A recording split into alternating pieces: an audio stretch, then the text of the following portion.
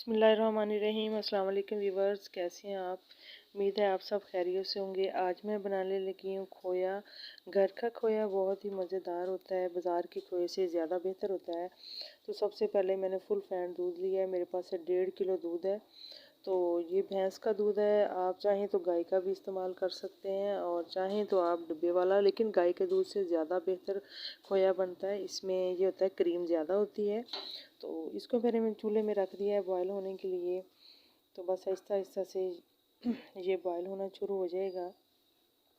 इसमें हमने कुछ भी नहीं डालना है, सिर्फ इसमें देसी घी का यूज़ करेंगे और कुछ भी नहीं डालना है। तो यह मेरे पास देसी घी है और आप चाहें तो इसकी जगह पे बटर भी यूज़ कर सकते हैं और दूसरा घी भी यूज़ कर सकते हैं। इसके साथ इसका जो टेक्सचर है वो बहुत क्रीमी सा बनता है और बहुत ही टेस्टी बनता है, इसके साथ ऑयली सा बनता है।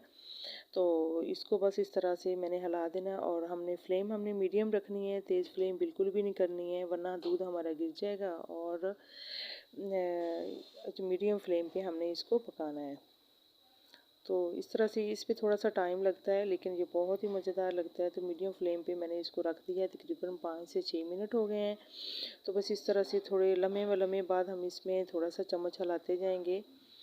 तो ये बिल्कुल भी नहीं करना कि ऊपर ही खड़े रहें। तो बस ये है कि थोड़ी थोड़ी देर वक्फे बाद हम इसको देखते जाएंगे। तो इस बात का ख्याल रखना है कि फ्लेम हमने मीडियम रखनी है।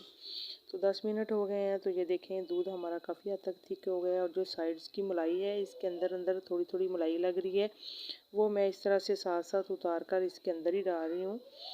तो उससे ये होता है कि ये मलाई से ज़्यादा बेहतरीन बनता है और गाढ़ा बनेगा और बहुत ही मज़ेदार बनेगा। इसमें आपने बिल्कुल भी खुश्क दूध मैदा वगैरह कुछ नहीं डालना है, ये सिर्फ खाली एक दूध का ही बनेगा।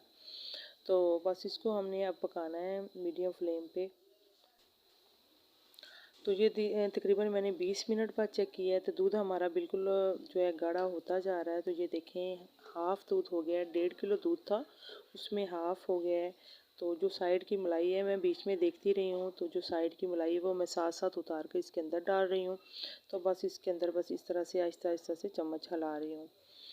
तो तकरीबन इस पे हमें खोया बनाने का टाइम जो हमारा है वो बिल्कुल 1 घंटा लगेगा मीडियम फ्लेम पे।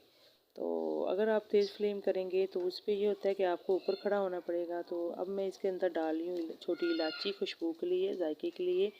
अगर नहीं है तो आप ना भी डालें तो कोई बात नहीं है। तो बस इस तरह अब हमने सिर्फ इसको 15 मिनट और पकाया है। तो ये देखें ये काफ़ी हद तक आपको इसका टेक्सचर नज़र आ रहा है। तो काफ़ी हद तक थिक हो गया है हमारा, जो है तैयार हो गया है। इसमें खोया हमारा बिल्कुल रेडी हो गया है। तो अब हमने इसको फ्लेम से नीचे उतार कर ठंडा करने के लिए रख देना है। फ्लेम मैंने नीचे से अभी बंद कर देनी है। तो ये देखें इसने बर्तन को भी छोड़ दिया है, हमारे खोए ने साइड से ये बर्तन को छोड़ रहा है और बिल्कुल भी नीचे नहीं लगा है ज़रा भी। तो बस अब हमने फ्लेम बंद करके इसको नीचे उतार लेना है। तो अब मैंने इसको एक छोटी डिश में डाल लिया और इसको ऊपर से सेट कर लिया अच्छी तरह से। और इसको मैं तकरीबन 15-20 मिनट के लिए ठंडा होने के लिए रख दूँगी, फिर हम इसको काट कर खाएँगे। तो अब मैं इसको फ्रिज में रख दूँगी 15-20 मिनट के लिए। तो ये सेट हो जाएगा तो फिर हम इसको दोबारा चेक करते हैं। तो प्लीज़ मेरी आपसे रिक्वेस्ट है कि मेरी वीडियो को लाइक और सब्सक्राइब ज़रूर कर दिया करें और शेयर भी कर दिया करें। तो ये देखिए कितना क्रीमी सा बना है, कितना मज़ेदार बना है। तो अभी से इतना मज़ेदार लग रहा है। तो अब मैं इसको ठंडा होने के लिए रखने लगी हूँ। तो 15-20 मिनट बाद हम दोबारा इसको चेक करेंगे। तो जनाब हमने 20 मिनट इसको रखा था और इसकी मैंने कर ली है कटिंग। तो आप कोई भी अपनी मनपसंद ड्राई फ्रूट इसके ऊपर लगा सकते हैं, ना भी लगाएं तो कोई बात नहीं है। तो ये देखें मैं आपको चेक करके दिखाती हूँ कितना मज़ेदार और कितना ज़बरदस्त बना है। और ये देखें बहुत ही मज़े का लग रहा है। तो इसी के साथ ही मारिया बासी को इजाज़त दें। अपना बहुत सारा ख्याल रखिएगा। अल्लाह हाफिज़, बाय बाय। अगली वीडियो पर मिलेंगे। अल्लाह हाफिज़।